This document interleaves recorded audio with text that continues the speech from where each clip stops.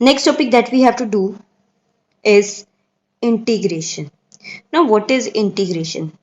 It's actually contrary to differentiation. In differentiation, what we observe, the power of n, it's reducing with even each and every differentiation, it's reduced to n minus 1 and so on. But in integration, we get a power of a variable increased by 1. Instead of decreasing, here power increases. And as we know, summation is there to add different terms which are discrete. If discrete terms converted to the continuous term, then summation turns to integration. So integration is also represent to also used to represent sum of various quantities, but which are continuous. So for integration, this is symbol of integration of a function, say any function, with respect to x. This is integration, single time. Integration of function this with respect to x. If I write it as this, so I can say I'm taking integration of y with respect to z. Integration of y with respect to z. This is the symbol for integration. The process of integration is just reverse of differentiation. This symbol is used to represent integration. So if we take a differentiation of a function, here we are taking integration of a function with respect to some x, y or z. Here this complete is called integration. This fx of which integration we are taking, this is called integrand,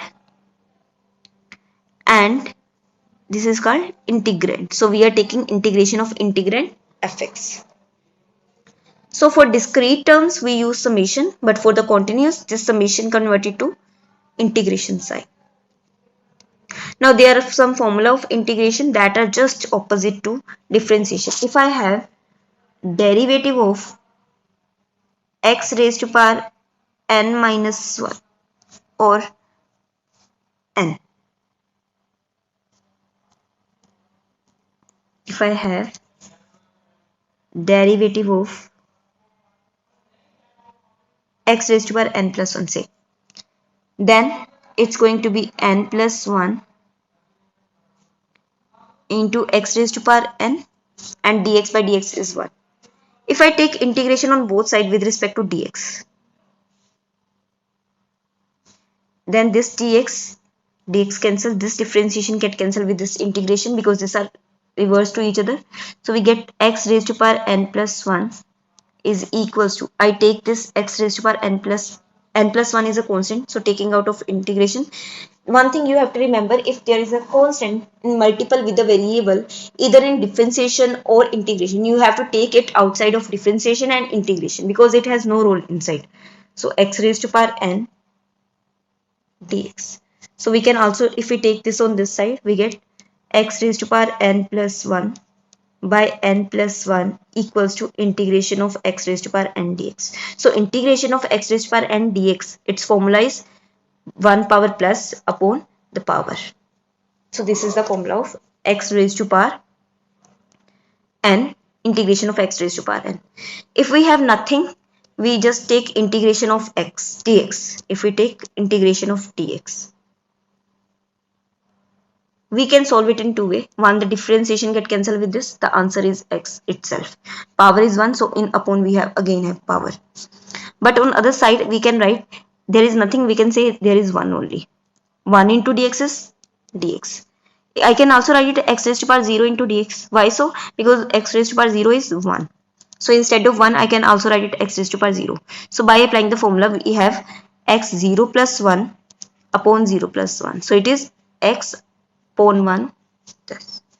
But one thing we also have to consider, if we take integration of d raised to power xn, its actual formula is x raised to power n plus 1 upon power, which is observed after integration, into differentiation of the base. The base is x here. As differentiation base is x, so differentiation get cancelled with differentiation. If I take y raised to power n with respect to dx, so it's y raised to power n plus 1 upon n plus 1 into dy by dx. This note get cancelled. By substituting the value of y, you get further value of it. But if I take integration of y raised to power n with respect to dy, in that case again you get y raised to power n plus 1 upon n plus 1 into dy by dy, as dy by dy is same, so it's 1, so again we get dy n plus 1 n plus 1. So this factor is most probably no, because it can cancel, but it doesn't mean that it doesn't exist. The complete formula is we also have to take the derivative.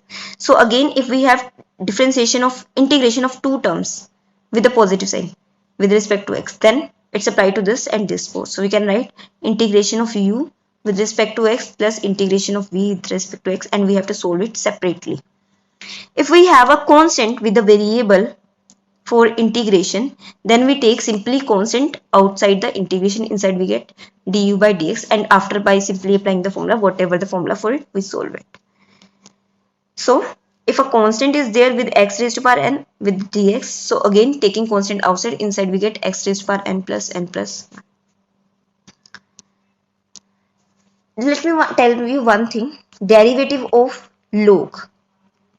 As we have to discuss this log later, but even though I'm going to tell you now the formula, derivative of log is always 1 by x into, I will do it here, derivative of log of x is equals to 1 by x into derivative of this term.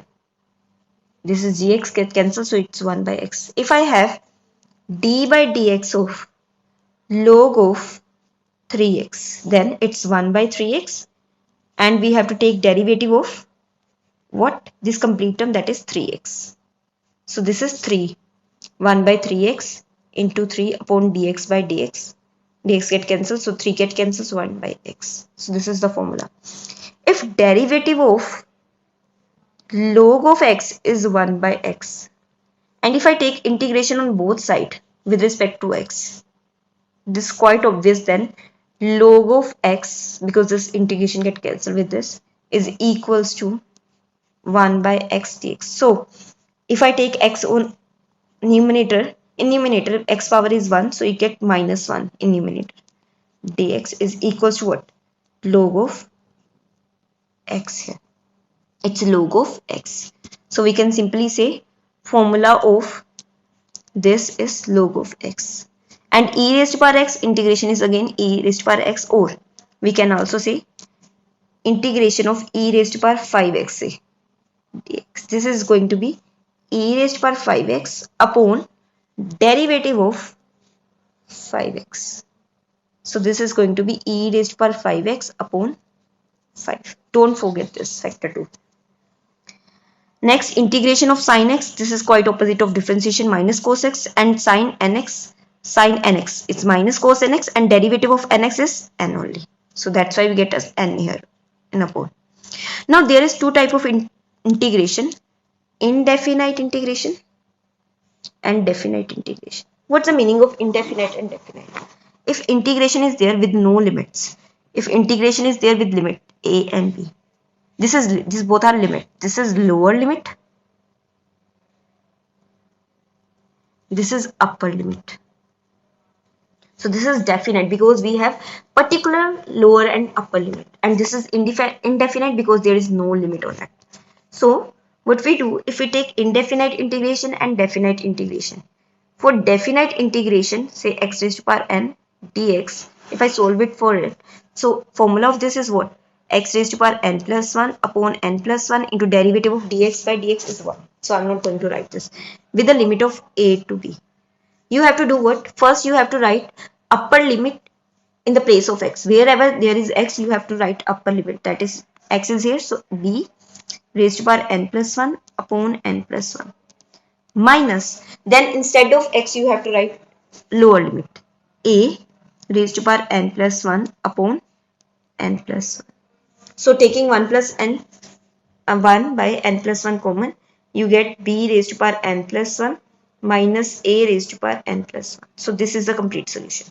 But if I take integration of x raised to power n dx for indefinite, so answer is x raised to power n plus 1 upon n plus 1. But one thing you have to consider, for indefinite integration you also have to write a constant in addition with this, because we don't know what's its limit, so a constant is always there. Next, these are further formula for the integration. You have to learn this formula, and if any formula appear for any numerical, then we will discuss it. Indefinite and definite square. Now there are two methods of integration: integration by substitution and integration by parts. For right now it's not required because it's quite high, for high level for you, and it's again a part of plus 2 syllabus. But for right now you have to know about what is actually integration and its basic formula. Means for right now you have to prepare a hand, or you have an hand-on experience how to deal with the very simple and the basic formula of integration. Then for further we move to the next level.